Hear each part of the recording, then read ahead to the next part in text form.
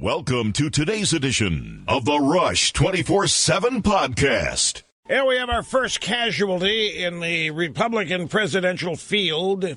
It's the first of what will be many casualties. The only question is, will this cause a cascade, or is it going to take a while? And the second thing is that we have yet another Republican learning to double down and not cave to the demands of the politically correct, and that is Dr. Ben Carson. Greetings, my friends, and welcome. It's great to have you here. I'm Rush Limbaugh, and it's behind the golden EIB microphone. 800-282-2882 is the number. If you want to be on the program, the email address, lrushbo@eibnet.com. I probably shouldn't say this, but I don't keep anything from you people. And I got up today, and I started going through this stuff, and everything I look at, don't care, don't care, don't care, don't care. And the don't care stack is about 90% of what I have today. Don't care, don't care, don't care, don't care. Been there, done that, been there, done that, don't care, don't care. So today, I'm going to be working rather than just coming in here and letting it flow. And no, it's not any particular thing out there. I don't know if it's just an attitude, if it's a mood. I don't have periods, so it's not that. I'm just trying to come up with every possible explanation to answer all of the questions that people probably firing at me. Second casualty, that's right, Rick Perry dropped out. Rick Perry dropped out. Scott Walker is the second casualty, and there are all kinds of stories out there explaining it today. There are, no matter where you look, there are as many different explanations or theories for why Scott Walker got out. I'll tell you what the conventional wisdom is becoming. As I go through all of these various stories, it appears that the primary theme is Scott Walker's a nice guy, and nobody wants to dump on him. So they're praising him for doing the mature thing. And they're really praising him for doing the mature thing that is aimed at getting Trump out. And that's why he's being praised. He's being praised for seeing reality. He's being praised for not continuing a pointless endeavor. And he's trying to take the example of what has happened to him and turn it around and build up the party and make sure it does not go to Trump. And so he is getting praise from all over the Republican establishment. He's getting praise in many parts of the drive-by media. And he's there's also some stories talking about he was out of his field and out of his class, and he didn't realize what he was up against. They had bad advisors. You know, the usual run-of-the-mill stuff. When somebody gets out of the race. I've only seen one story that gets it right. Only one. There may be more, but I've only seen one story that explains what happened here. And I will leave that to everybody else to find. It's simply out there on its own, one place. And as I say, there may be... Actually, now there are two. I've just been informed. So we'll get to that as the program unfolds. But that pretty much covers it, actually, in the sense that people are analyzing why. But the fact that he hasn't succeeded here, and because of the message that he delivered when he pulled out of the campaign, it's being analyzed as a call to action for the party to unify and get Trump out of this mix in order to save the party, for the good of the party, and to have any chance of winning the White House. And for that, he's being embraced, receiving accolades from many places in the drive-by media. He didn't get any accolades during his actual campaign. And we have audio soundbite support to demonstrate all of this as the program unfolds. Now, Ben Carson. This is what's happening here with Ben Carson is exactly one of the things that I was hoping would happen to the rest of the field with Trump in the race. What Trump is doing, shining a a light on how things can happen. Now, you don't have to cave. You don't have to be afraid. You can double down. You do not have to cave to the demands of political correctness. You can fight it. Carson has apparently, I don't want to say learned the lesson, but he's seen the value in it. And I think Donald Trump's no apologies responses to all these ginned-up media controversies are becoming contagious, at least as it relates to Dr. Carson. We have Dr. Carson refusing to apologize for what I thought were highly sensible remarks in which he said he would not advocate a devout Muslim who supports Sharia law to be president. I don't even think it requires any defense. But, of course, in 2015 America, it does, because the forces of political correctness simply cannot comprehend a statement like that. And they immediately conclude that somebody makes a statement like that, they are toast, and they deserve to be toast. And Carson is standing his ground. And he has this image of soft-spoken, certainly not steel-fisted tough, but he's demonstrating that that is exactly what he is when necessary. And I think it's an upper. I think it's a positive. It's an amazing phenomenon to actually see Republicans doubling down rather than apologizing, rather than backing off, rather than caving, rather than clarifying, rather than trying to do damage control. Outside of Trump, we're not seeing this kind of behavior. Maybe you might say Huckabee on the Kim Davis case. You might say Huckabee, but we're talking about here the upper tier of candidates. Oh, that's another thing floating around out there. I've seen this 2 or 3 different places, and it's within not just the establishment of the Republican Party, but there are also some, I guess what you would call conservatives who ascribe to it, that the polls are dead wrong. The polls haven't been right in a couple of cycles now, and Trump's not leading at 24%. He's nowhere, he never has been in the lead. This is what people are thinking. This is what some people are saying. You can't trust the polls, and it's all going to even out at some point. And it's not at all in reality the way we think it is based on polls. Now, I don't know why people resort to that. I used to do that. I think some of these people are now analyzing this are wrong. I remember the 2012 presidential campaign. I didn't believe the polls. They had Romney losing by 6, Romney losing by 5. So this can't be true. I said, look at the midterm turnout in 2010. Look at that. How in the world can you ignore the 2010 turnout? How can you, when you're polling for 2012, how can you ignore that turnout in your polling sample and only go back and get the same kind of sample you got in 2008? And he said, well, the reason we do that, Mr. Limbaugh, we polling companies, is because midterm turnouts are totally different than presidential year turnouts, and we can't conflate the two. We can't start mixing the two together. And I just looked at all the anecdotal evidence, and I looked at all the stuff I was seeing on television and all the things I was hearing negatives about Obama, and I thought these polls that showed Romney losing by 5 points were dead wrong. And, of course, you had Dick Morris on TV basically making similar points. And then, so I saw the exit poll starting at 5 o'clock, and I knew it was over. So since then, I have not discounted what polling data says. And some people are beginning to do that now in order to explain a Republican field that they don't like. And I think it's dangerous ground when you start running it. The polls aren't right. They never have, but yes, they have been right. They were right in 2012. It's a mistake to tell yourself that the polls are wrong. Universally wrong. Some of them are.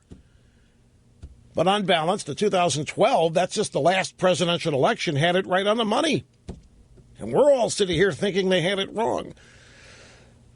So this theory goes on that Trump is nowhere near the lead, and neither is Fiorina. These are just momentary snapshots, and that what really is going to end up happening here, it's going to end up being a race between establishment candidates and one conservative candidate, none unnamed. The conservative candidate has yet to be analyzed or identified in this theory. One of the theories holds that it's going to be Ted Cruz. Now, if you Ted Cruz at 7% right now, so you must really believe the polls are wrong.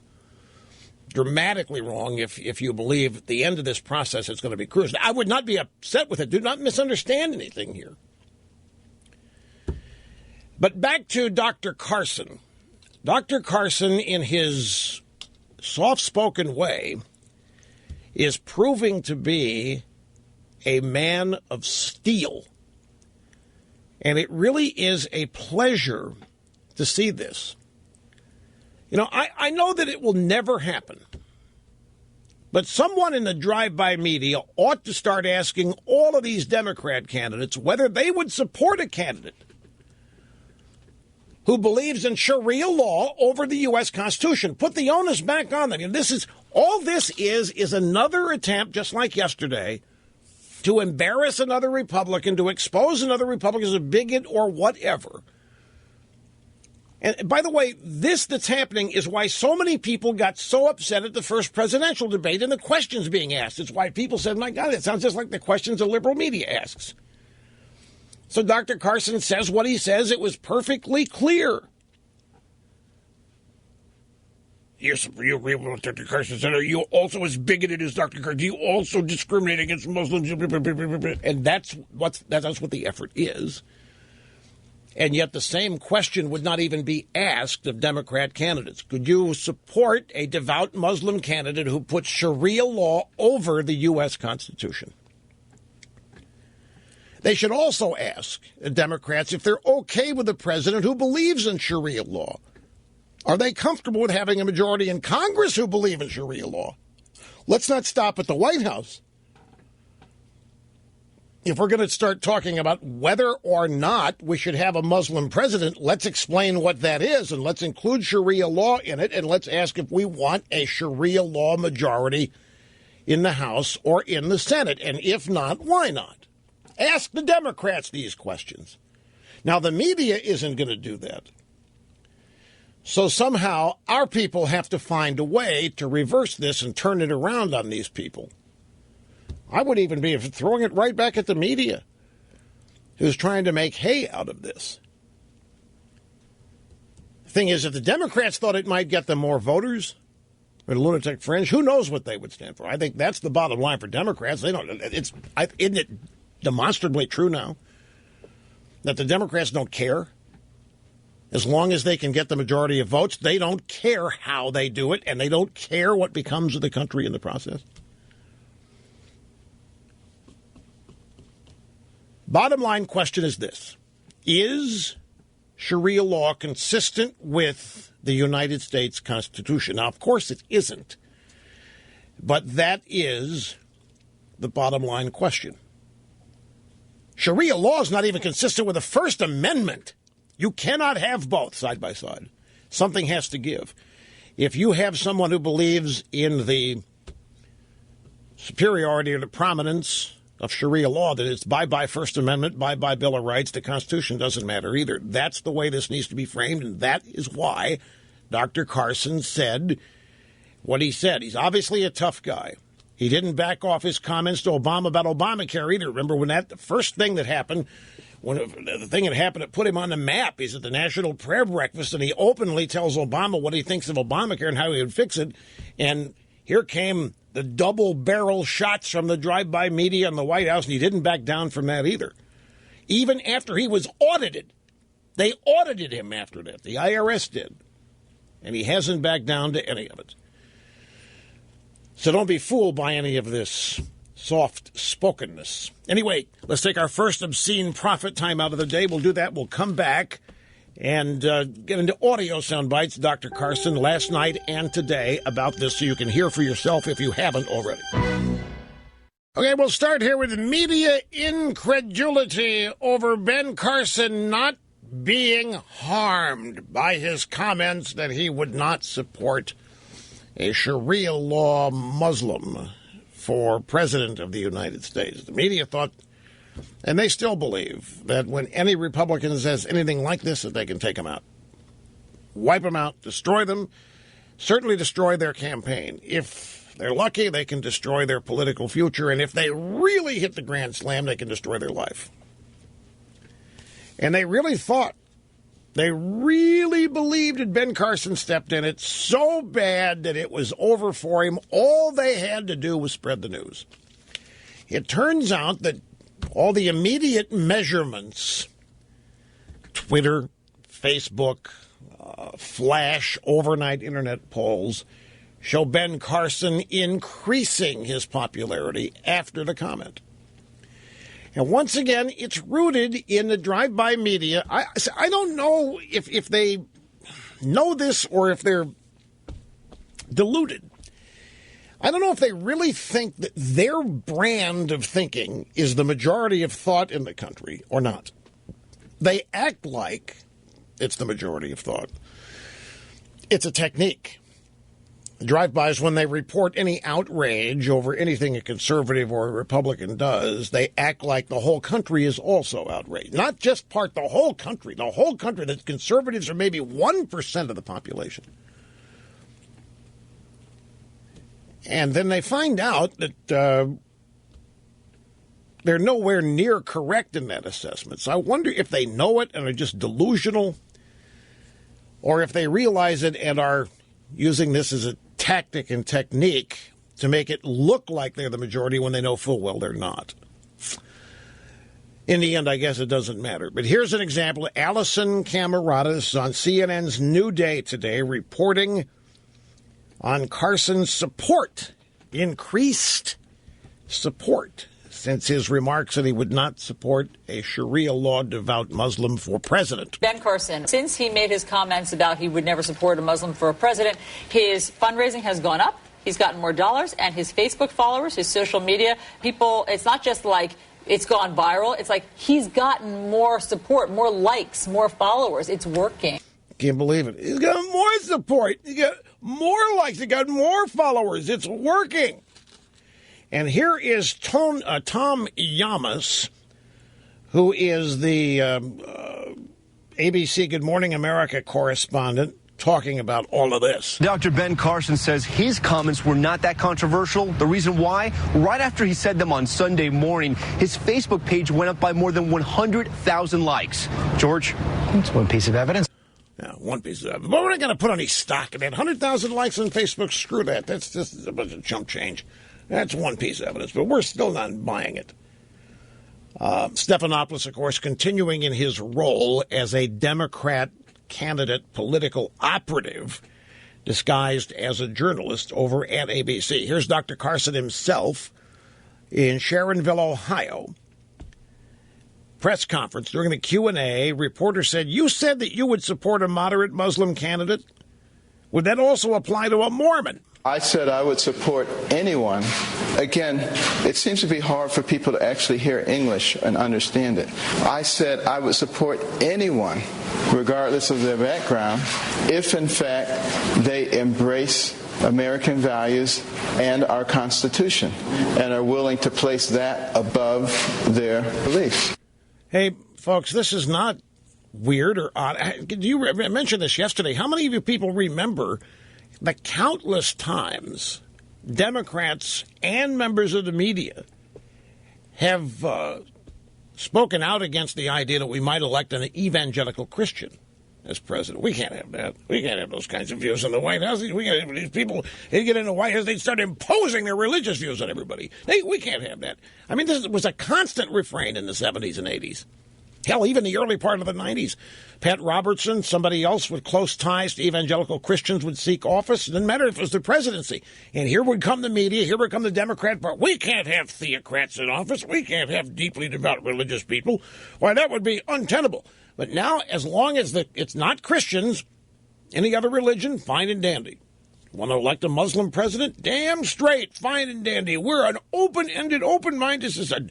Keep the Christians out of here. But Muslim, fine and dandy. People have forgotten the bigotry and discrimination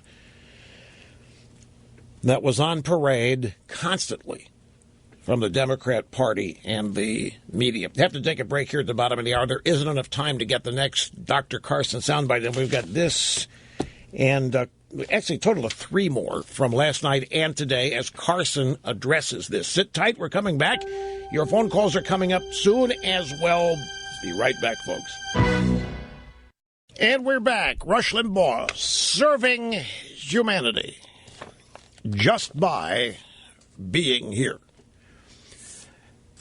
Back to the Dr. Carson soundbites this morning. Sharonville, Ohio, at a press conference. Q&A. Another reporter. Dr. Carson, this is something that is now defining your campaign. People are seeing you as being anti-Muslim with your statements. How do you fix that? How do you come back from this perception that we are trying to destroy you? The only way we fix that is fix the PC culture in our country, which only can listen to one narrative. And if it doesn't fit their philosophy, then they have to try to ascribe some motive to it to make it fit. The PC culture says whenever you're asked a question, it has to be answered in a certain way. And if you don't answer it that way, then let's attack. And let's not try to actually understand what a person's saying. Let's just attack.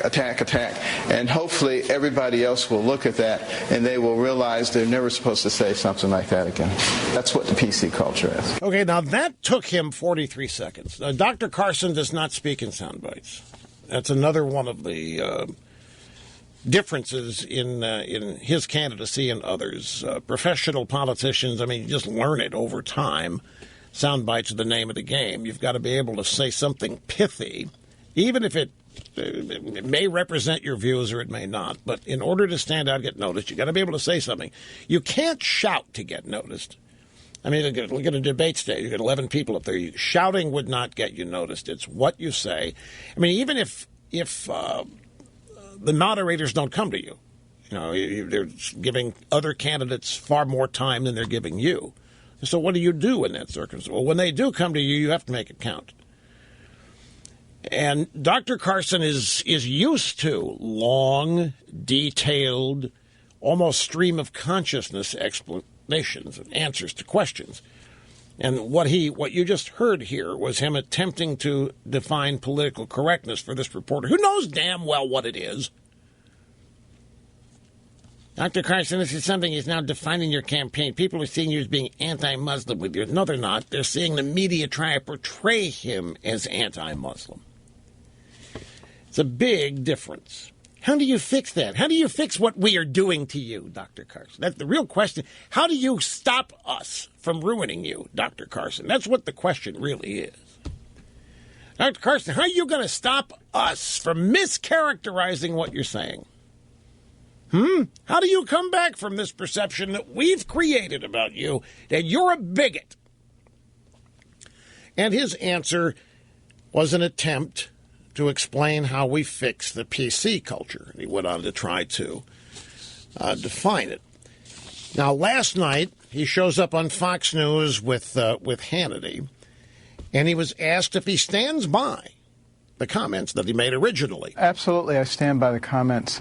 What we have to do is we have to recognize that this is America, and we have a Constitution, and we do not put people at the leadership of our country whose faith might interfere with them carrying out the duties of the Constitution. So if, for instance, you believe in a theocracy, I don't care if you're a Christian. If you're a Christian and you're running for president and you want to make this into a theocracy, I'm not going to support you. I'm not going to advocate you being the president. That's what he said originally. This is the clarification, explanation, definition of what he said. Shouldn't be necessary, but the media made it necessary. They knew what he was saying. Everybody did. They just tried to pigeonhole him. They just, it's open season on Republicans and taking them out. And you get them as you can. And they think that Carson stepped in it and gave them a huge target.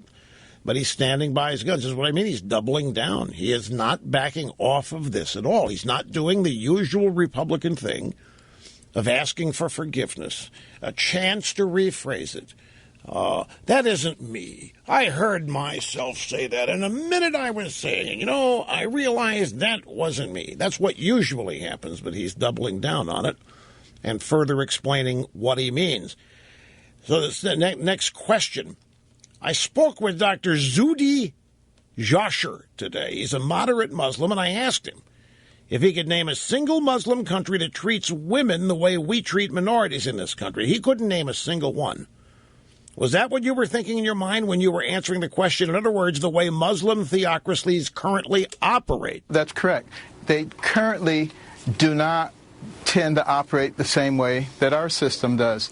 Now, if someone has a Muslim background and they're willing to reject those tenets and to accept the way of life that we have, and clearly will swear to place our Constitution above their religion, then, of course, they will be considered infidels and heretics, but at least I would then be quite willing to support them. Now, you'd have another question you'd have to ask, though. I mean, okay, let's take a scenario.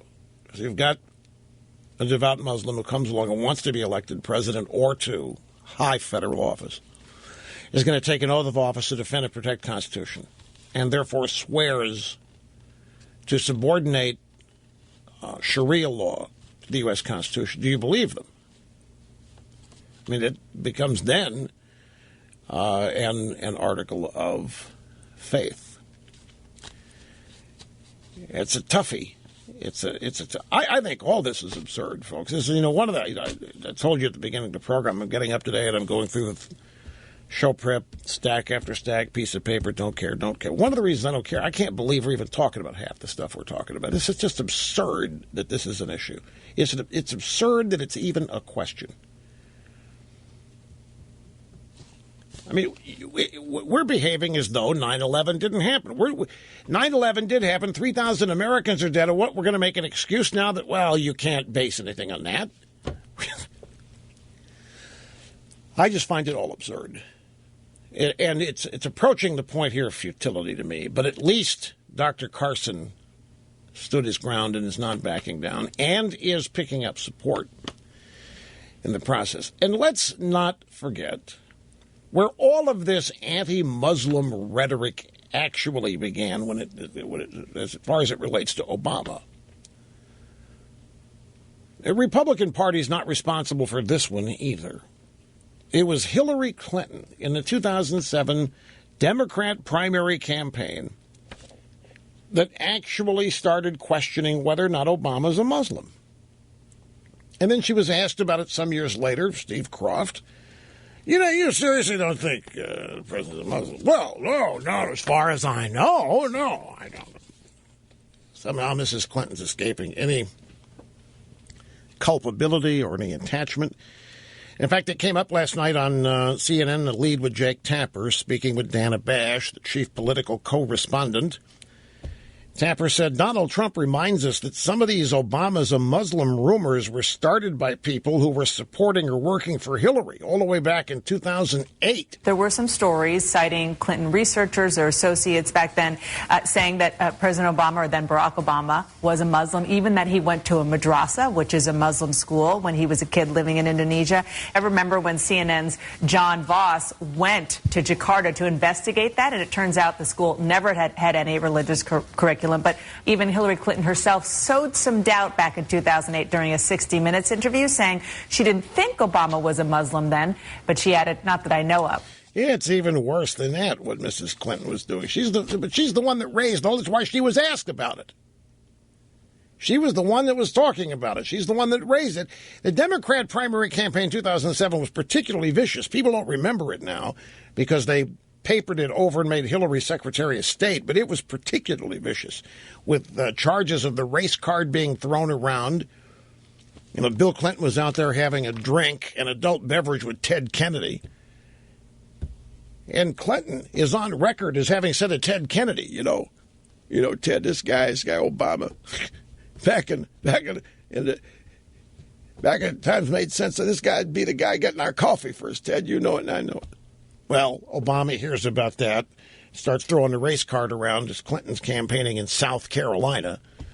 It was vicious, all this Muslim stuff. And then it was the Democrats that came up with this whole magic Negro thing, talking about whether or not Obama was an authentic American, African-American, and so forth. And yet here we are. It's always the Republicans that somehow get tarred and feathered with this stuff when it's patently absurd. All right, I got to take a brief time out. We'll come back and get started with phones right after this. El Rushmore at 282-2882. Hang in there. And on the phones, we start in Cedarburg, Wisconsin. This is Barb. Thank you for waiting, and welcome to the program, Barb. Hi. Hello, Rush. I am kind of angry at you, but I would like to say first, I really am a true Rush fan. I'm a true conservative. I was chairman of our county party. Most of all, I am so proud I'm the mother of 2 Rush babies. Wow. Yes, very proud of them, ages 26 and 23. And they listen to you whenever they can. Are they still conservative, even they grew up and they did not rebel? They did not rebel. My daughter went to Madison to college. She joined the Young Republicans because of you. My son went to college at Whitewater, and he also worked with the college Republicans, and they love you. Well, so I did a good job, real good job. I'm very proud of them. They never rebelled. I am deeply moved. Yes, and I am grateful. I have listened to you and loved you for 26 years. I never thought I'd be calling you. But you're in mad anger. at me. You're mad at me. Oh, am I mad at you? I want to know why, after all this time, trying to get a real solid, proven conservative as president, would you ignore the real deal and help prop up a fake, phony conservative that would be the Kardashian candidate, Donald Trump? And the real deal was Scott Walker. Wait. Let me make sure I understand this. You are upset with me that Scott Walker has dropped out of the race? You think I abandoned Scott Walker for Trump? Yes, and you did. And you loved Scott Walker for a while there. And then all you did was prop up Trump for how long now? We started calling you the Trump Show.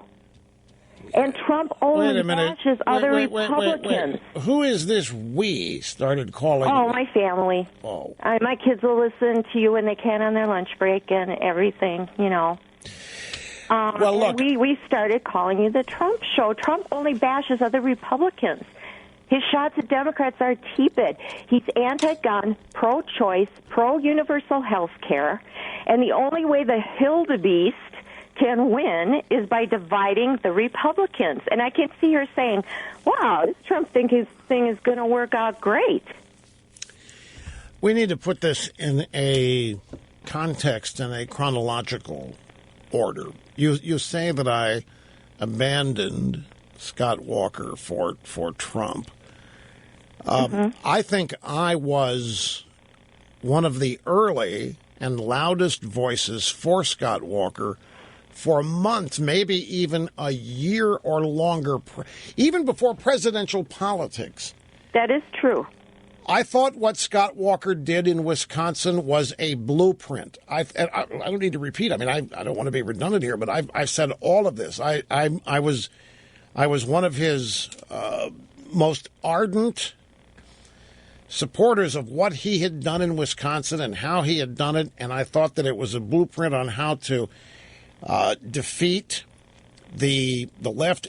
I noticed something. There's nothing to do with Trump here. One thing I know, and I even asked him about this. I've interviewed him twice, Barb, for my newsletter, and I've asked him twice, and he was a good soldier about it.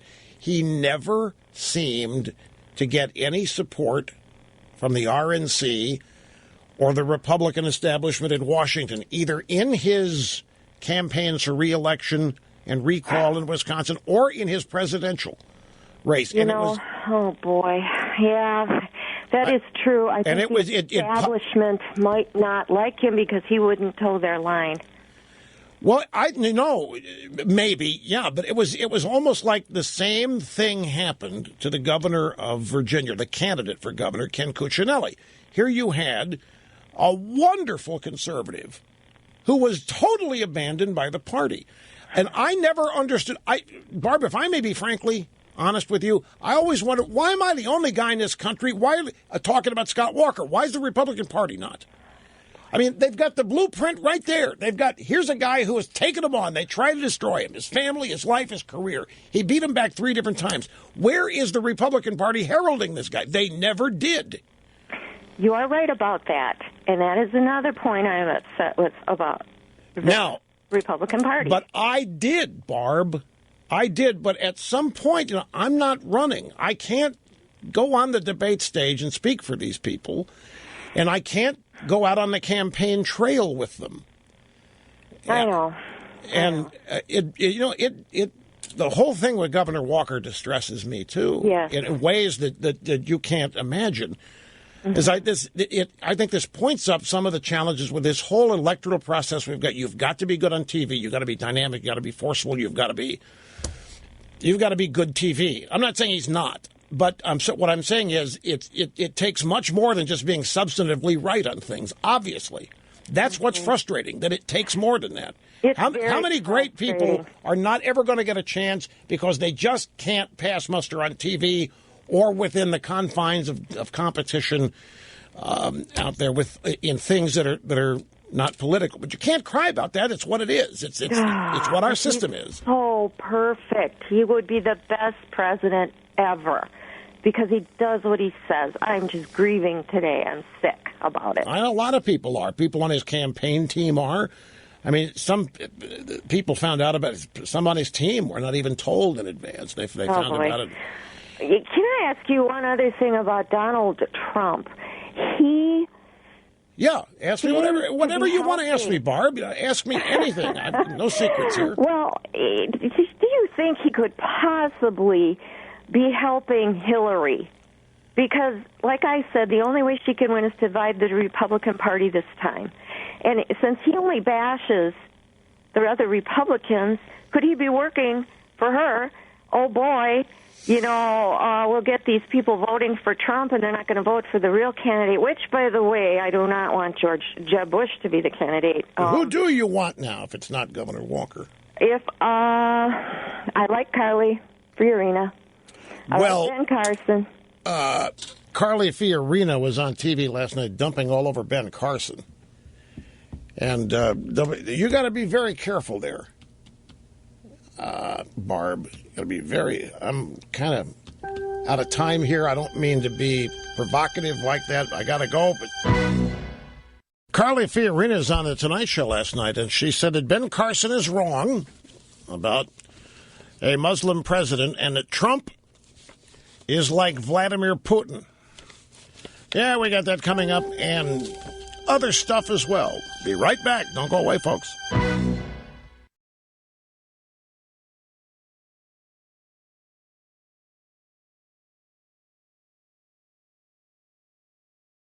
Santiago de Cuba is out there on the eastern side of the island.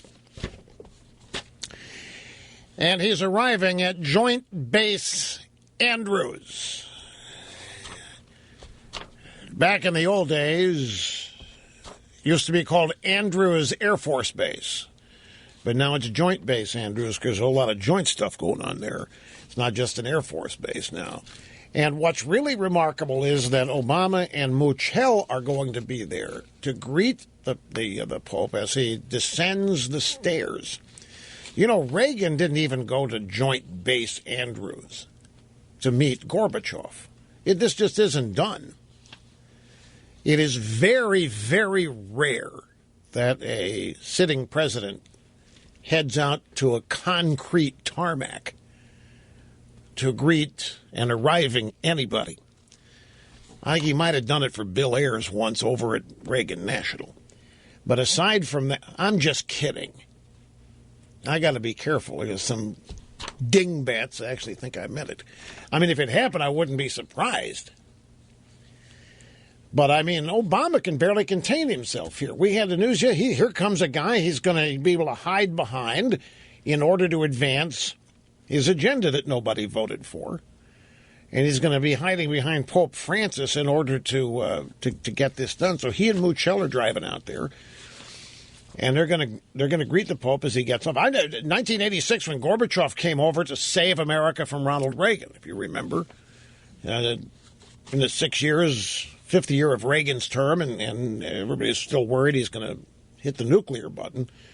And the arrival of Gorbachev was, it was so exciting for the people in Washington, State Department even, and the media. But Reagan didn't go out there to greet Gorbachev. They didn't even see. Gorbachev and his wife, Raisa, who basically, this is another thing. I don't know if you remember this or not. They're trying to make this Gorbachev wife out to be some fashion leader.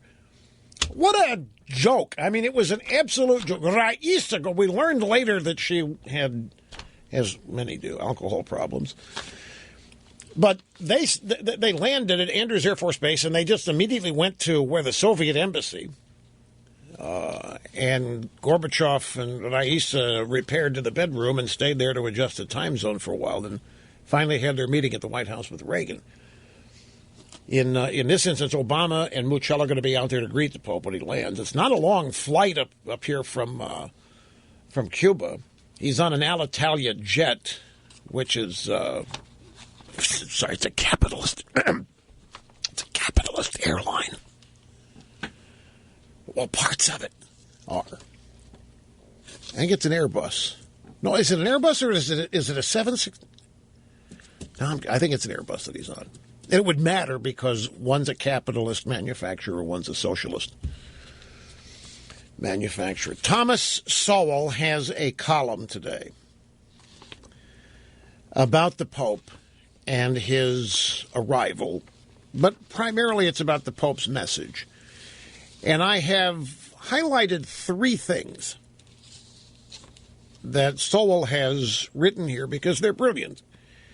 And what they again do, they take issue with the Pope and his belief that the objective for all of humanity is to end poverty. And, of course, the Pope believes that we've all done a rotten, horrible job of it, and that governments need to get bigger, and they need to become populated with more and more compassionate people to find ways to get rid of poverty. And, of course, Thomas Sowell points out that there's one way to get rid of poverty. But let me read to you what he wrote, because it's really, really good, folks. Any serious look at the history of human beings over the millennia, let's say from the beginning of time, any serious look at the history of human beings over the millennia shows that the species began in poverty, and therefore it's not poverty that needs explaining. Rather, prosperity is what needs explaining. Poverty is automatic. Poverty is the natural state. This goes, I'll tell you the reason I like this, is because it goes right at my definition of American exceptionalism, which is that since the beginning of time, the existence for most of the world's human beings has been bondage, tyranny, poverty, dictatorship. It certainly has not been liberty. It has not been freedom, not until the United States came along. And that's not an exaggeration. The United States of America,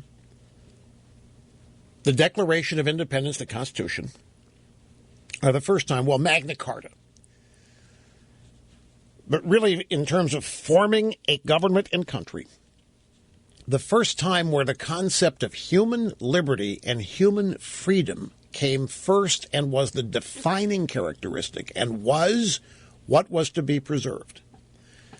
Not the creation of government, not the existence of government, not the growth of government, not the sustenance of government. No. It was all about acknowledging God's creation of humanity as yearning for freedom, endowed with certain inalienable, unalienable rights, among them life, liberty, pursuit of happiness. Never before did it happen. So Sowell is right here. The human species began in poverty. Nobody had anything. Prosperity is what needs explaining. It's like success and failure. Nobody needs to go read a book to know how to fail. Everybody already knows how to do that. People naturally fail. They fail all the time. But success, well, you'll find all kinds of people got rich writing books on how to succeed and still do. Same thing with prosperity. The point here is that becoming prosperous is not a bad thing. It's a good thing. Becoming prosperous is the way out of poverty. Common sense, by definition. So how do you do it? How do you become prosperous? That's what Sowell says needs explaining. And prosperity is directly related to capitalism, not poverty. Poverty is related to natural existence. There's that word natural again. You know, the drive-bys and the Democrats, the environmentalist wackos, nature, natural this, natural that is by far the way the best. Natural, nature condemns people. Nature is what needs to be adapted to. Nature is what needs to be overcome, such as building shelter for ourselves, not just living under trees. Adapting to nature and doing so with prosperity, that's the lesson of life. That's what everybody wants to know. That's what everybody wants. That's how you do it. It's not the message of this Pope. The message of this Pope and every other leftist in the world is that prosperity is causing poverty. Prosperity and success do not cause poverty. Prosperity and success do not leave people out by definition. Not everybody's going to be prosperous. Nobody ever have. Everybody can be poverty-stricken. It's the way the human species began. And the thing that has always fascinated people is wealth and how it's acquired and how it's held. Whether you like the sound of that or not, it happens to be true. But what's happened over the course of the years, it is the quest for prosperity has become the reason, they say, people are in poverty. And that's why liberalism, socialism, communism seeks to punish achievement, because achievement is deemed to be the reason people are in poverty. And therefore, we need to take from those people who've succeeded, because they really are just lucky winners of life's lottery. So we must take from them what is not fairly theirs and give it to some big entity over here, either the government or now Bono, and let him distribute it and make things fair. Make things fair. Another pull quote from the Thomas Sowell piece. Any serious look at the history of human beings over the millennia shows that the species began in poverty. And again, it's prosperity that needs explaining. Poverty is automatic. As distinguished economic historian David S. Landis put it, the world has never been a level playing field. Of course, right there, the left would stop me and scream, that's right, and that's why nothing has ever been fair, and that's why we must make sure that everybody has an equal chance of fair playing field. And that's the excuse for liberalism, that it somehow is social justice, that it equalizes everybody. False premise, can't be done. But here's the question, folks. Which has a better track record of helping the less fortunate? Fighting for a bigger slice of the economic pie or producing a bigger pie? Let me ask that question again, because I think it and its answer are profound. Which has a better track record of helping the poor? Fighting for a bigger slice of the economic pie or producing a bigger pie? Growing the pie or keeping a finite-sized pie and have everybody fighting for a bigger piece of it? Zero-sum game. Yep, the pie is only so big, it's never going to get any bigger. What we need is a referee to make sure that the pieces of the pie are parceled out fairly. That's why we need a great, compassionate person like Obama or the Pope to make sure that the pieces of the pie are not extraordinarily large for the undeserving and microscopically small for the truly deserving. And this also includes the idea that there is virtue in poverty and sin in success. And that's dangerous. That is really, really dangerous, if you ask me. But that's where we are in the evolution of things today. Get this, some statistics. In the year 1900, only 3% of American homes had electric lights. by the end of the century, more than 99% of American homes had electric lights. What made that possible? A big government collecting revenue and spreading it around fairly and then calling on people to invent electricity? How did it happen? Did it happen because of prosperity? Who was responsible for the prosperity? Another stat. Infant mortality rates in 1900 were 165 per thousand. You know what that means? For those of you in Rio Linda, what that means is for every 1,000 people born, 165 died. Infant mortality rates. In 1997, 97 years later, the infant mortality rate was 7 per 1,000. It's quite a reduction from 165 per 1,000 in 1900 to 7%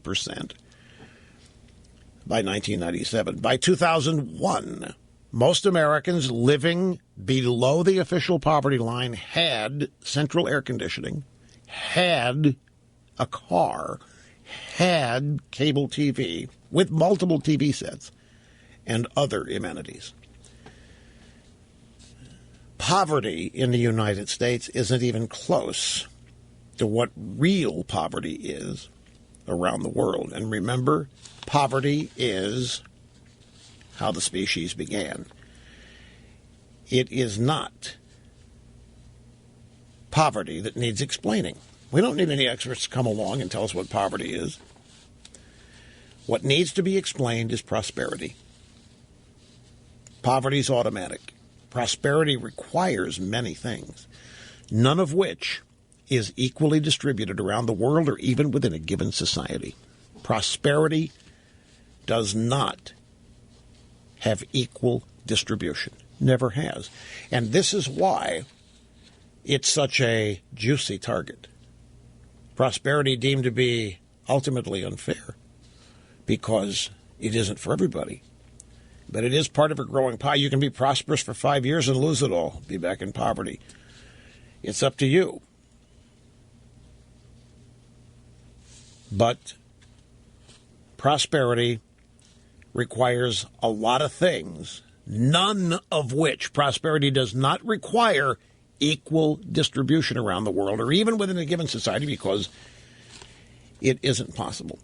And I just wanted to share that with you because for the next 5 days, you are going to hear nothing anywhere remotely like that. You're going to be deluged with how unfair your country is, how unfeeling.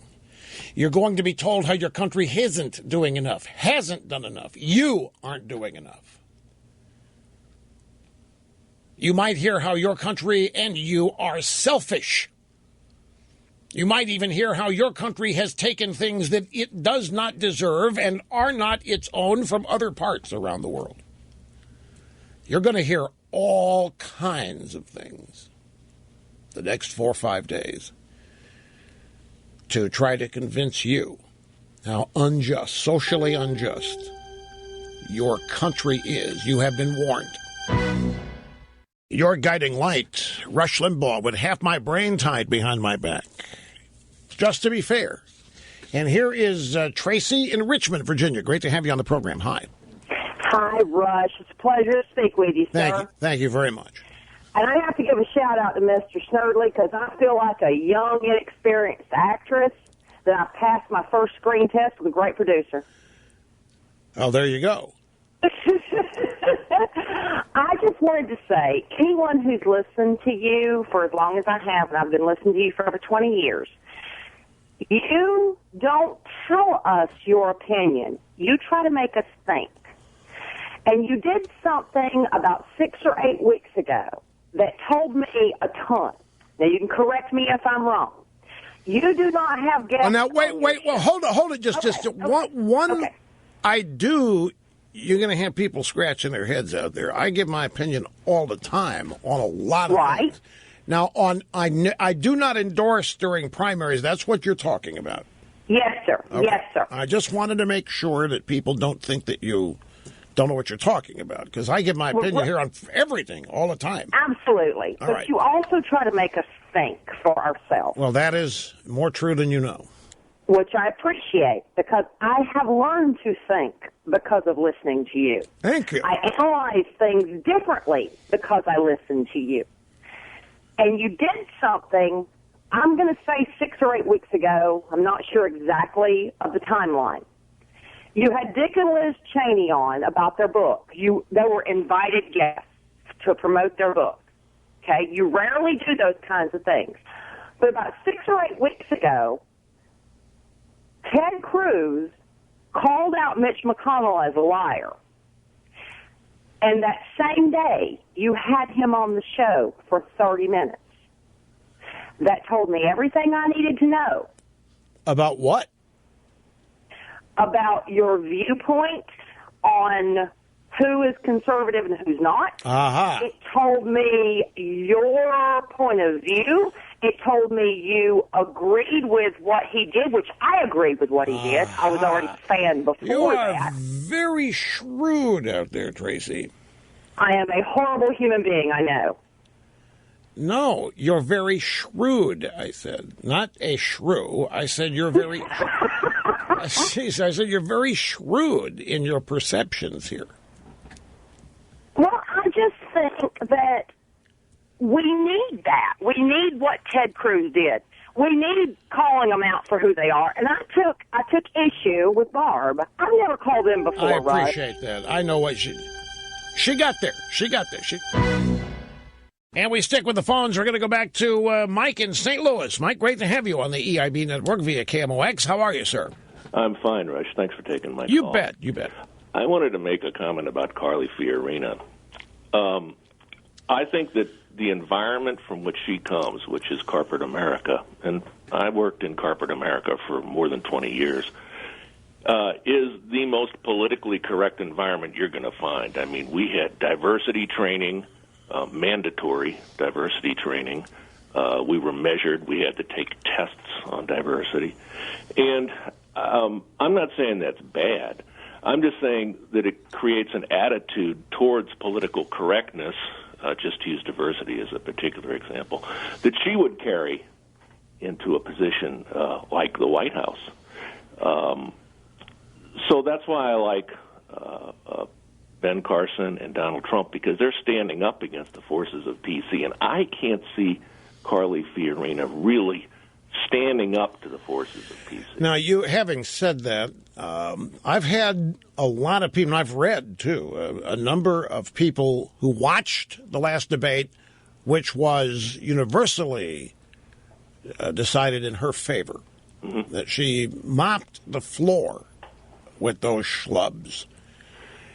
And some people said that, wait a minute, now she threw the gender card down there. She's got this victim chip on her shoulder, and she's not at all restrained in using it and playing it. Now, given your sensitivity to diversity training and CEO and corporate human resources stuff, did you see that yourself? Did you think that when you watched the debate, if you watched it? Well, I didn't watch it. I mean, let me just say that I would prefer her certainly to Hillary Clinton. I mean, there's no question about that, to any Democrat. Well, really, there's a lot of things about her that I really admire. Yeah, and I don't think it's really, it wouldn't be a showstopper for me to not vote for her because I think that she'd be soft on political correctness. But I just think that if you have other alternatives to her, like Trump and Carson, I would prefer them based on the fact. Well, what I've got you here, I have these two sound bites. We can listen to these with you on the other end of the phone here. She was on The Tonight Show last night with Jimmy Fallon.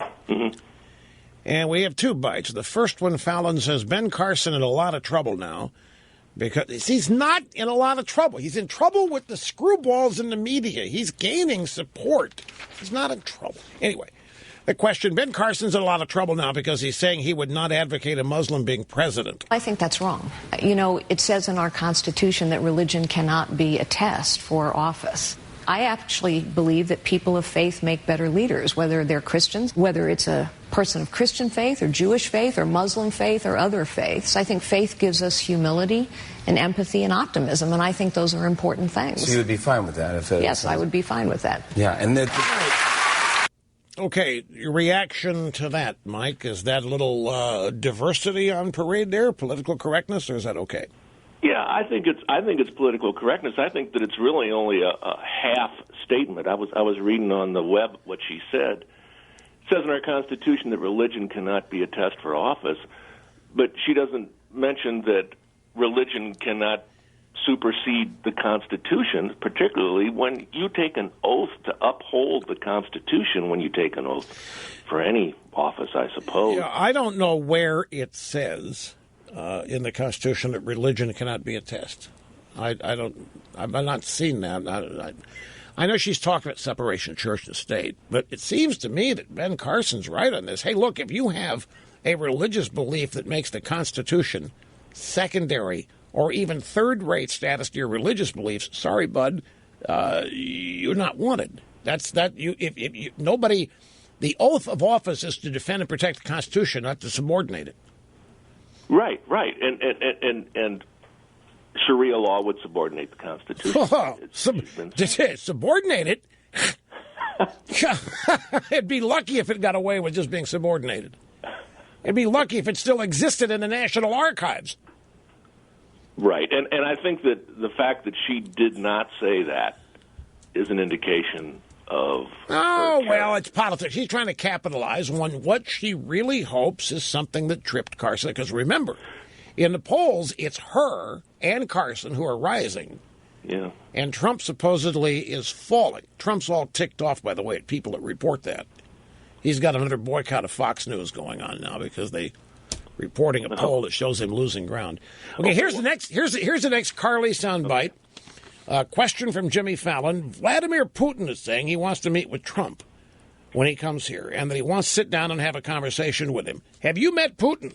I have. Well, the two of them have a lot in common, actually, but we'll just leave it at that. I would describe him as a formidable adversary. He's very confident. He actually can be quite funny and charming. But he's a KGB guy. You know, we should never forget this. He's also quite buff, and he wants everybody to know it. Okay, what's your reaction to that one? No, Mike, I don't mean to put you on the spot here, but you did make a statement about her and the diversity in the corporate world and so forth. How are you reacting to this? Well, let me respond in a more general way. Let me just say that I was struck by the competence, the ability of the women that I worked with in the corporate world. I thought they were marvelous.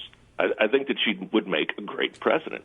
I just wanted to make the point that in terms of political correctness, I prefer Trump and Carson, and I think that that's kind of shows a little bit of a weakness in her getting support from people that are against PC. Makes her more of an establishment candidate to me, I guess, is what I'm getting at. Well, another question here on Carly Fiorina and our time in corporate America, as you have spent some time. Are you aware of the, I think it's, was it Fortune or Forbes, a really devastating piece on her time at Lucent Technologies before AT&T spun it off?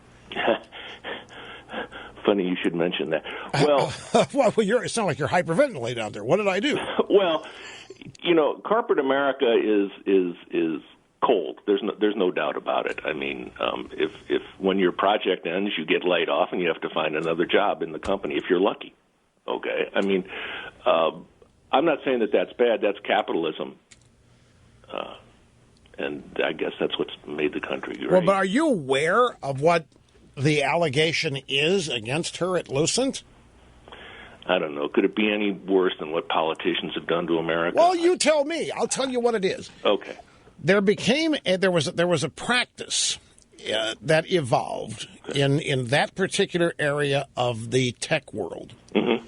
They were laying. This is back in the days of WorldCom. Does that ring a bell? Yeah. Okay. Yeah. And Global Crossing. Does that ring a bell? Yeah. Mm-hmm. Okay. Well, you know what? Global Crossing is Gary Winnick, who was a Clinton buddy, who ran the company in the ground and walked away with $100-some-odd million for it because of his donations to the Democrat Party. He's got a $65 million house overlooking the Bel Air Country Club, and I have to look at the damn thing every time I go out there and play. Okay. Winnick's inside the damn thing. It ticks me off. It shouldn't, but it does. And so you had WorldCom, those guys. Right. Well, they were laying fiber optic cable all over the country in preparation for massive economic growth, massive internet growth, much more growth than was indicated. And, of course, the dot-com bubble came along and blew up. What happened was Lucent, under Fiorina, right. She was, and not the only company, they started, in order to sell the products and services they had, they started loaning customers the money to buy the products. Yeah. Well, that's not really selling anything. That's padding the bottom line. That is exactly what happened in the subprime mortgage prices. You have customers that cannot afford a mortgage, so you give them the money anyway. You pad your bottom line if you're the lending institution, and then you sell that debt to some unsuspecting schlub who thinks he's got a steady income stream coming. Well, according to this magazine story, that's exactly what happened, and Lucent, on paper, looked great, but the stock price plummeted because of all of this. And it was said to have been one of the biggest managerial blunders. And Trump referred to this in the debate, but he didn't refer to the specifics. He said, if you think she was bad at Hewlett-Packard, you should look into what happened at Lucent. And this is what he was talking about. Okay. So what was she, the CEO or what? She was CEO of Lucent, yeah. Okay. But, I mean, don't before the CEO HP just act at the behest of the board of directors? I mean, she's not completely culpable for it, is she? I mean, doesn't well, but no, but she was a CEO. They started listing this loaned money as profit, as revenue. Yeah, as profit revenue. That they were loaning money. In other words, their customers were not interested in buying the. They had overmanufactured. They had a glut of supply. Okay, so they started loaning the money to customers to buy it, right. And they padded the sales figures and then reported that loan money. Okay. As profit. So is that illegal? Well, unethical, possibly. I don't want to label it. I'm not of that world. Okay. But it doesn't sound. All I know. When I try to apply to things like this, what would happen to me if I did it? And it was found out about. That's how I think of things like this. Yeah. Well, I don't know. What if every advertiser in this program was being given the money by us to buy the commercials, and we were reporting massive profits if we were publicly traded, which we're not? But that's essentially what was going on. It's exactly what happened in the subprime crisis. I don't know. I'm sure that there's somebody out there right now that's yelling at the radio saying, what about this and what about that? I can't think of anything right now, but it sounds like the way they run the government with their budget and everything. Well, in that case, we may be talking about perfect qualifications, too. So you just never know. By the way, there is a name for that practice of loaning money to your customers so that they can buy your product. It's called vendor financing. And Carly Fiorina,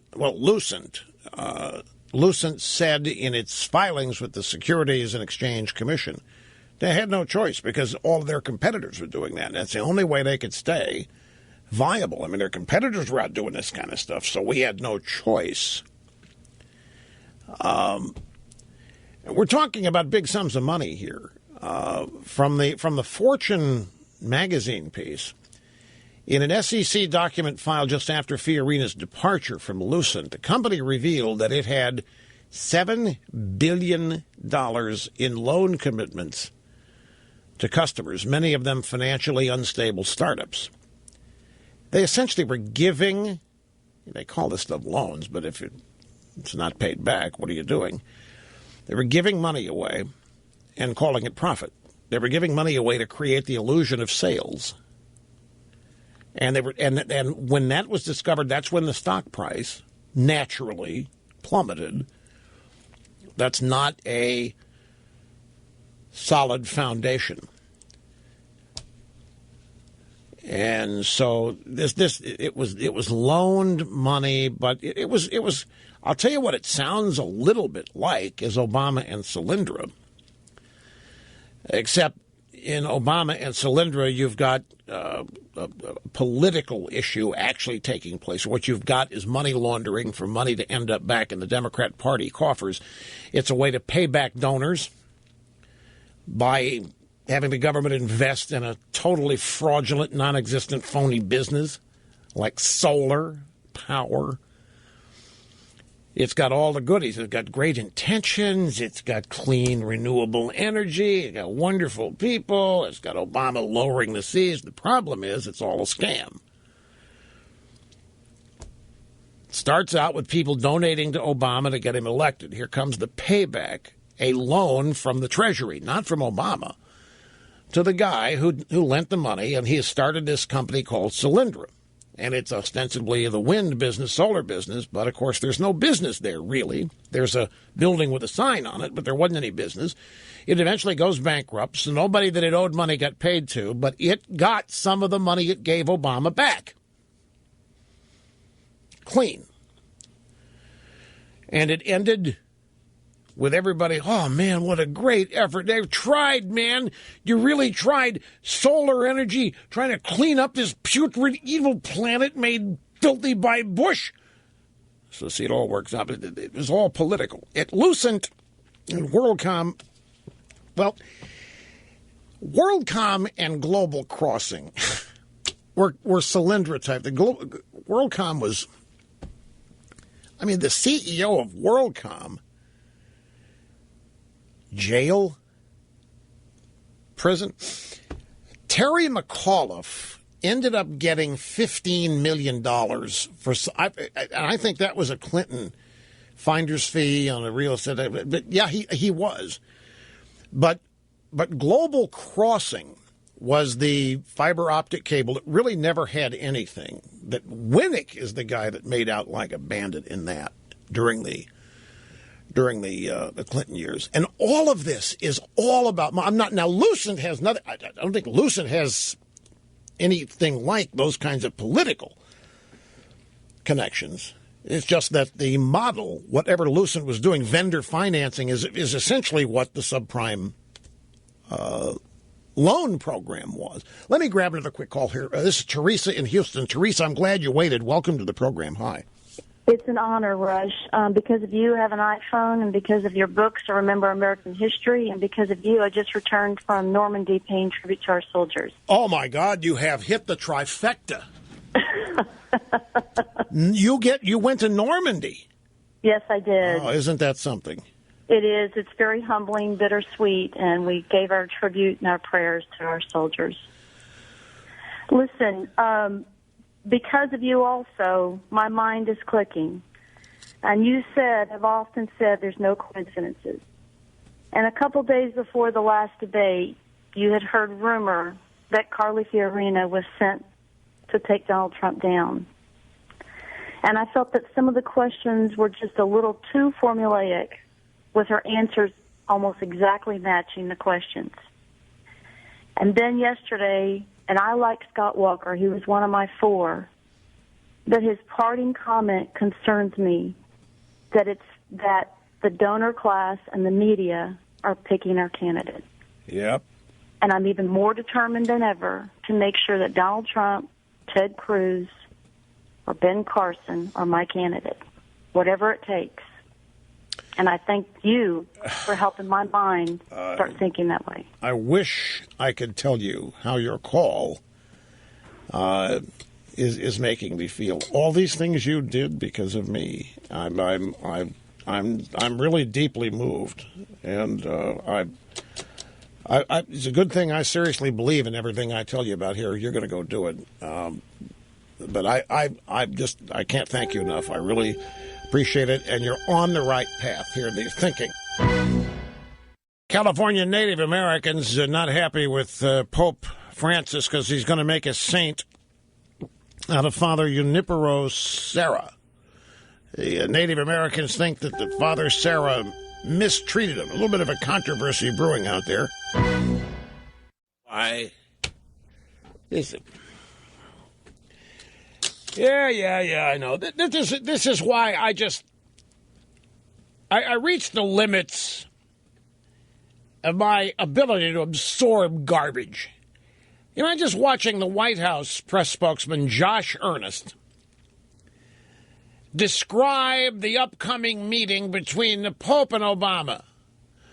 Oh, no, no, no. This is not two politicians getting together. No, no, no, no. There are no agendas here.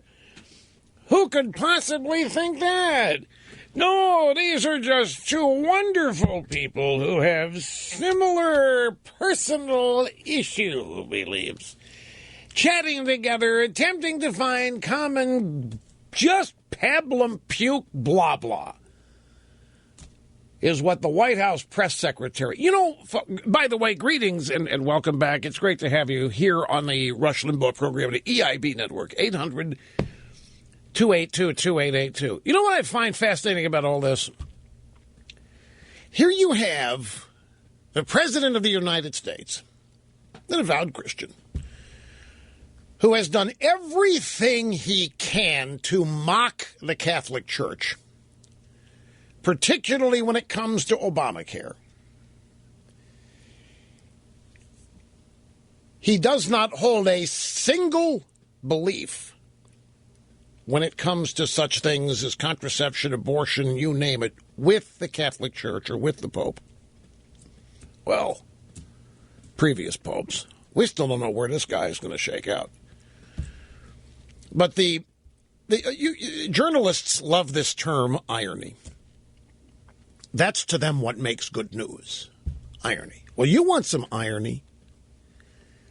Here you have the avowed leader of the American Democrat Party and maybe the worldwide left, which has made its bones, in part, on its utter despisal of religion. Liberalism exists as a counter to religion, particularly Christianity, not just Catholicism, but Christianity in general. Liberalism exists in many ways as a force of nature or whatever political power aligned against the religious teachings and views of morality, virtue, discipline, temperance, you name it. The American left abhors these aspects of organized religion. And it comes under the umbrella of judgment. They just can't stand being judged, particularly by a bunch of religious fanatics. They don't want anything that they engage in, no matter what it is, ever proclaimed as wrong or immoral. And the things that they advocate are, I think, in part, not because they really believe them, but because they're so excited about the in-your-face nature of support. For example, gay marriage. I think the thing they really love about gay marriage is how they get to ram it down the throats of the Christians. That's what I think. How they just get to smack them upside the head. Gay marriage, supporting LGBT, normalizing this and that. I think it's a direct assault on organized religion. As much, if not more so, than actually believing in all of this. I'm not saying they're phonies about it. I'm saying I think what really inspires them and motivates them, I think they're just consumed with hatred for anybody that in their minds would dare judge them, particularly in the areas of morality. And who are you to judge me? Oh, it's in your book, your Bible. Well, I don't accept your Bible. Who said your Bible is a fiction? Why should I accept you? It's just a total act of rebellion against any organized religion that talks about discipline, morality, the concepts of right and wrong. And yet, given all of that, who are they embracing this week? They're embracing a man known as the Vicar of Christ who, as far as anybody else knows or is concerned, believes in all of this stuff they despise.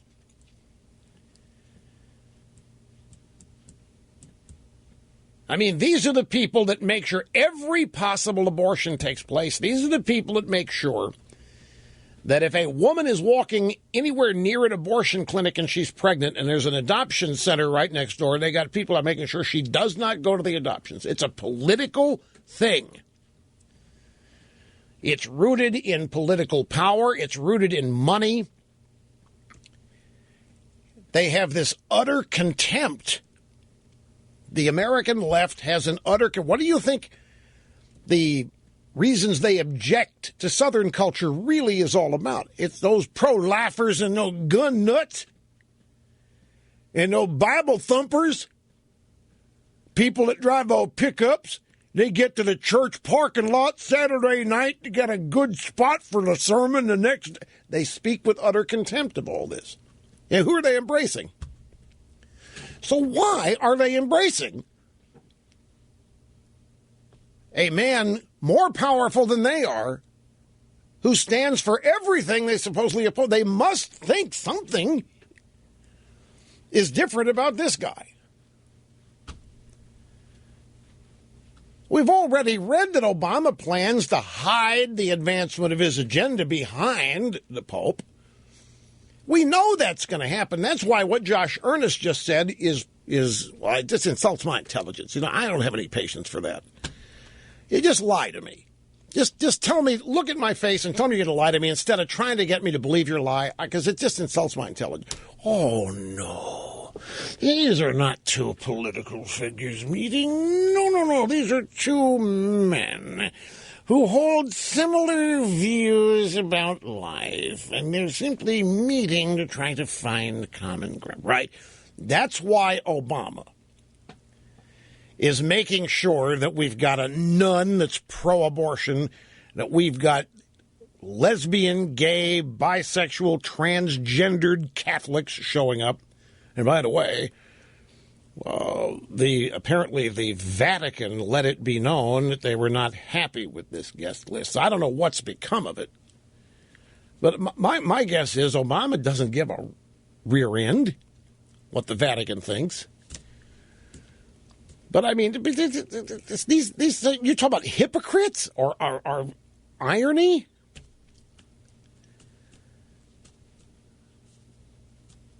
But what it shows is they'll sidle up to anybody if it'll help them disguise their agenda in order to advance it. I mean, what could be better for them? Here you have these anti-religion zealots known as your modern-day Democrats. And here comes Pope Francis, a first-ever trip to America, and because he has said a couple of things that arouses them. And make no mistake, when the Pope starts talking about anti-capitalism, they get all hot and bothered excited. So they'll sacrifice what they really believe, these phony baloney plastic banana good time rock and rollers, to hide behind this guy and make it look like his agenda is theirs. And in the process, if anything, make it look like this Pope is abandoning his own church in favor of the liberal church. If not abandoning, then what would be the word? Drastically restructuring his own organization to fit with theirs. That's a definite narrative that they're going to try to promulgate out there. But I just think it's phony as it can be. I mean, this is a party that raises money and gets elected on their outright, utter contempt for religious people. Now welcoming the man who represents an organization they despise and are trying to undermine. And make no mistake, they're trying to. Any time you hear some Democrat or member of the media or some liberal activist or just anywhere demand that the church moderate its tone or demand that the church modernize and realize that women today have many more needs than the church is meeting. Women today want abortions, and they want to be able to have access to church-sponsored and paid-for contraception. And it's up to the church to moderate and modernize and modify its beliefs in order to be more in touch and have more in common with average, normal people. That's when you hear that.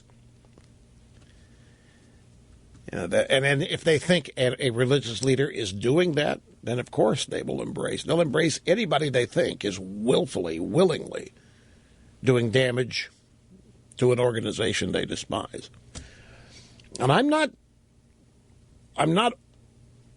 exaggerating this. They hold the Catholic Church in contempt. What do you think Catholic charities and so forth, universities, are spelled out in Obamacare? The Democrat Party and Obama would love to nullify the Catholic Church and its opposition to things that are doctrinal. Oh man, if they could get the church to change its doctrine, if they could pull that off, that'd be even better to them than subverting the Constitution. That'd be a bigger success story to them than subverting the Constitution. And if the Pope comes along and all of a sudden supports amnesty, which the Pope is going to do, you know why? Well, I got to be very, very... I'll just tell you, I read that the church needs... It might have been the Washington Post, or it might have been the New York Times. I forget the news publication it was.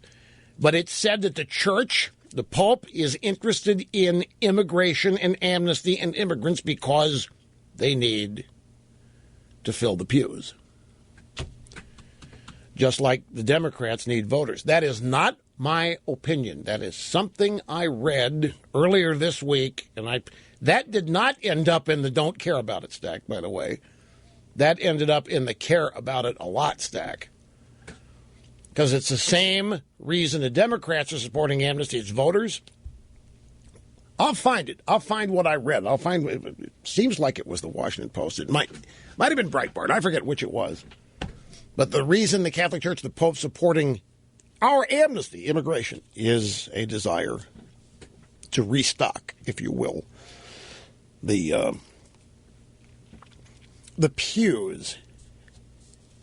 And for those of you in Rio Linda, that'd be the places you sit, church. It was the Wall Street Journal, ladies and gentlemen. Headline on eve of Pope Francis' visit. U.S. Catholic Church grapples with growth and decline. And from the article, the U.S. Catholic Church expanding quickly in the South and the West, largely driven by immigrants from Latin America filling the pews in Atlanta, Houston, and in Southern California. Meanwhile, the church is contracting in the East and Upper Midwest, where historic Catholic strongholds like Boston, Detroit, and New York City are losing and closing parishes as population or attendance declines. The result? Old Lion dioceses are battling to keep their doors open, even as fast-growing ones are scrambling to meet the needs of the growing faithful. Later, a New York Times article yesterday says the same thing. Pope Francis defined a church in upheaval, and it's all about supporting immigration and immigrants in order to fill the pews. And, of course, Josh Earnest said, no, there's no agenda here between the president and the Pope. No, nothing to see here. Here's Ellen in Liberty Township, Ohio. Great to have you on the program. Hi. Hi.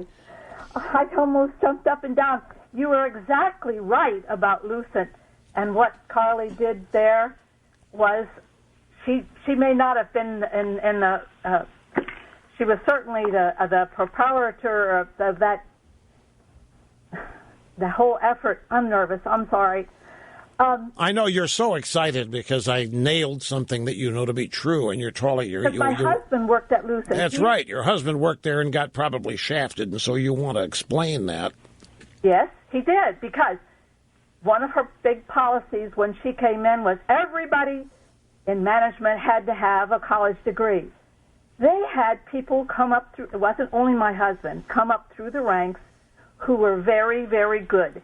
They worked up because they were hard workers. They knew what they were doing. They had a knowledge of the technology. They may not have had a college degree, but they all had lots and lots of training. How old was your husband when this happened? How old? Yeah. Oh, he was in his 30s, 40s. How long had he been working there? Well, he started working for Western Electric, which was decimated by the government and basically put out of existence, and then it became Lucent, and after AT&T. And anyway... But how long had he been there before he got let go because he didn't have a degree? He wasn't let go, but he never went any further. Oh. You see, he didn't... They had people, all sorts of people, who didn't even have a high school diploma, who were promoted because they had ability. And that's how it used to be. People were promoted because they had ability and they worked hard and they got... Yeah, promoted. but you know what? That let me tell you something. It's the reason something like that was instituted, and this is generic. I don't know it to be specifically true, but Lucent. But it's like the interview process. Requiring a certain level of education is really, among many other things, a winnowing process. It's how you eliminate the number of applicants to interview. If you say you require 4 years undergraduate and 2 years specially here and there, you're eliminating just a whole group of people you don't even have to talk to.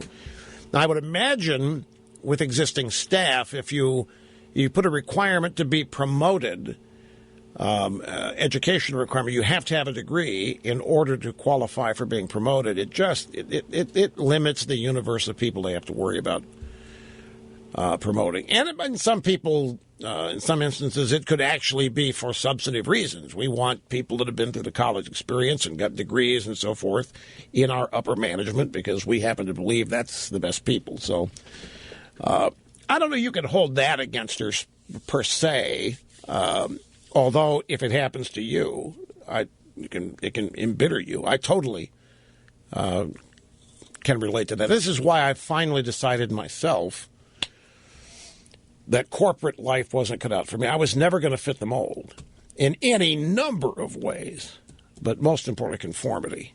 I'm not one, and you have to be to go anywhere in that universe.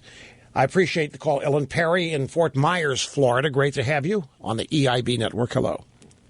Hello, Rush. Long hair, plastic banana, phony baloney, good time, rock and roll. Great to have you on the program, Perry, old buddy, old pal. You started to turn me in 1992 when I was 27 years old. Being a plastic banana rock and roller, I ran into the re-airing of your TV show in the middle of the night. And that's when I first began to have to admit that I was wrong about a lot of things. I want to respond to the lady who is mad at you and defend you for not bashing Trump. You've been hitting the nail on the head as to why we support him. We don't think Trump is some kind of rock bed conservative at all. You know, I've tried to tell so many people that that's not why Trump is being overwhelmingly. So there's nothing to do with conservatism. And the fact that you've been here that long proves that you know exactly why Trump's working. And here's something interesting, too. It's a modern-day pop culture clash with modern-day religion. Friday is the 25th. This is Tuesday. So in 3 days, Apple will ship, well, they may be in shipping now, but in 3 days, new iPhones will deliver to people's homes or businesses after they pre-ordered them last week.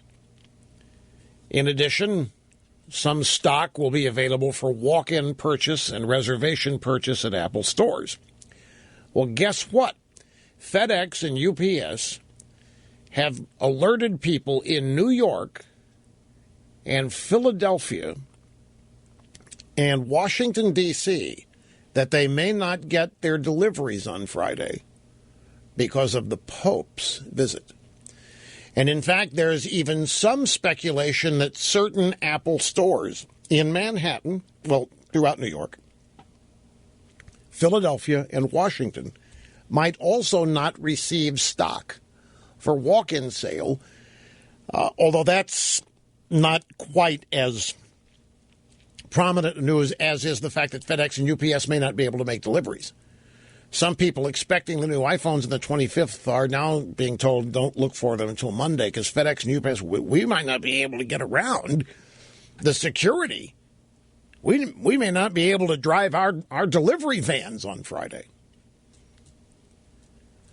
And in reading the tech blogs, there's some people out there not very happy about this. That's stunning, isn't it? They are ticked off that, okay, the Pope can come, fine and dandy, but why does that mean FedEx can't drive? Why does that mean UPS can't deliver what I bought? Okay, the Pope can come, but why does that shut everything else down? Some people are asking. Not me, of course. Won't affect me. It is. It's unprecedented. Unprecedented security. By the way, I just want you to hear this. This is the Josh Earnest comment that lit me up at the top of the hour. I heard this in the news break at the top of the hour.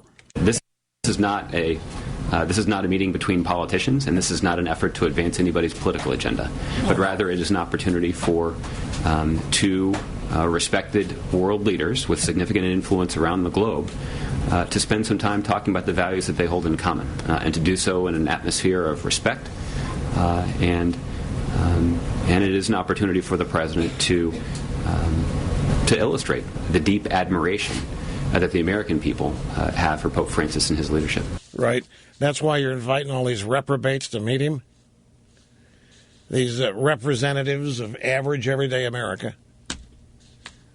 Are the pilgrims get to meet Il Papa there at the White House? Yeah. It's not a meeting between politicians. No way, dude. No. Two respected world leaders with lots of influence. The Obama is the other one. You're wondering who the second guy was? Two world leaders. It's Obama. Politicians. Two respected world leaders. One, he's talking about Obama, his boss, and Il Papa. With significant influence around the globe, to spend some time talking about the values they hold in common. See, that's my point. What are they? Well, that's actually more than we knew, as it turns out. Anyhow, that's what set me up. Princeton, New Jersey, is where the Gallup poll is. They got a new poll. Almost half of Americans, 49%, say the federal government poses an immediate threat to the rights and freedoms of ordinary citizens, similar to what was found in previous surveys over the last 5 years. This is Gallup's governance poll taken September 9th through the 13th. And it's not uncommon. This is pretty much what's been the case for the last 5 years. And you look at this, here's the Obama approval and disapproval numbers, real clear politics averages. Obama job approval is 45%, disapproval 50%. You would... Direction of the country. Right direction, 29%. Wrong direction, 61%. Real clear politics, rolling averages of all kinds of polls out there folded together. And we've got all this stuff going on, all this dissatisfaction. I mean, the point, and where's the Republican Party in this? You have a Republican Party trying to take advantage of any of this? No. It doesn't appear to be the case. Steve in Dallas, great to have you on the EIB network as we head back to the phones. Hello, sir. Hey, Rush, thank you very much for taking my call, brother. You're a true American hero, and I love your show, listen to it every day. You got to take one exception and go back to the earlier Carly Fiorina comments. Carly, when she was with Lucent, was president of the Consumer Products Division. She left in 1999. The demise of Lucent that certainly has captured a lot of attention during this recent debate actually started somewhere around 2001 under Henry Schott and eventually Pat Russo when Lucent finally merged with Alcatel in 2007. So in regard to Carly, she was a phenomenal leader and a person that I truly believe has courage of her convictions. Just a tremendous leader during the entire time that I was with the company, which was 25 years, and not directly, but under Carly for a couple of years during that time. So those are my comments. Just wanted to kind of set. So you think Trump is wrong then when he talks about if you think it was bad at Hewlett-Packard, wait till you hear what happened at Lucent. Trump's not right. I do, and you know what? I'm also a Trump supporter. I'm on the fence between Carly and Trump, frankly. But the time that Trump is referring to had nothing to do with Carly Fiorina. Lucent acquired 21 different companies in the early 2000s, and they overextended. They also there's an old adage that goes with that company that's called bellheads, and bellheads are reminiscent of the time when Ma Bell was still around and the government came in and deregulated. Well, Lucent still had some leadership that followed that mindset, and they were reluctant to change into the new industry. Point in case, John Chambers, president and creator of Cisco, was with Lucent way back in the day. He went to Lucent with a product, and that product was obviously the routers. And Lucent said no, because their vision was not forward-thinking. Carly Fiorina had nothing to do with that. All right. Well, fine and dandy. So there you are. Those of you, and I've been hearing from you in the email, don't think I haven't. I've checked the email, and I'm being roasted in the email by Carly supporters who claim that I'm totally misrepresenting what happened there at Lucent. And so here comes Steve in Dallas with an effort to correct the record as reported in Fortune. And did I interrupt him? No. And did I argue with him? No. He had his fair shot at it. So there you are. Yeah, it hit me all over the place in the email here. No. But this happens during campaigns. I mean, it doesn't matter. If I was speaking out against, I don't know, take your pick. Cruz or Carson, if I happen to see just the slightest thing critical, you think I wouldn't hear from their supporters accusing me of selling out and so forth? We knew it. You really haven't been a conservative for 27 years. You were just faking it. Your true colors are showing. Oh, yeah. No question it would happen. The heightened tensions of a presidential campaign. Let's go to the audio sound bites. When I got the roster today, I found out that I was the subject of the first three. So I relegated those to the last hour of the program. Here we are, Fox News this morning, happening now. Co-host Jenna Lee speaking with Betsy Woodruff, a political reporter at the Daily Beast, about Scott Walker dropping out of the presidential race. Jenna Lee said, is this all about Trump? Is that why Governor Walker is getting out? One thing that we looked at is the support that Walker had among talk radio hosts, particularly Rush Limbaugh. Limbaugh talked up Walker for months. He loved him. He thought he was great. And then when Trump came onto the scene, Walker just kind of got displaced. He was sort of shuffled to the bottom of the pack. He went from being a hero to a Me Too. That's the actual term, Me Too, that Limbaugh used to talk about him. Trump sucked up all the energy. Yeah,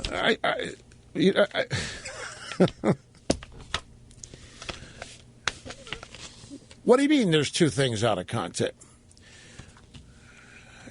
No, Snerdley is shouting at me here from the IFB that Miss Woodruff here is taking the Me Too comment out of context.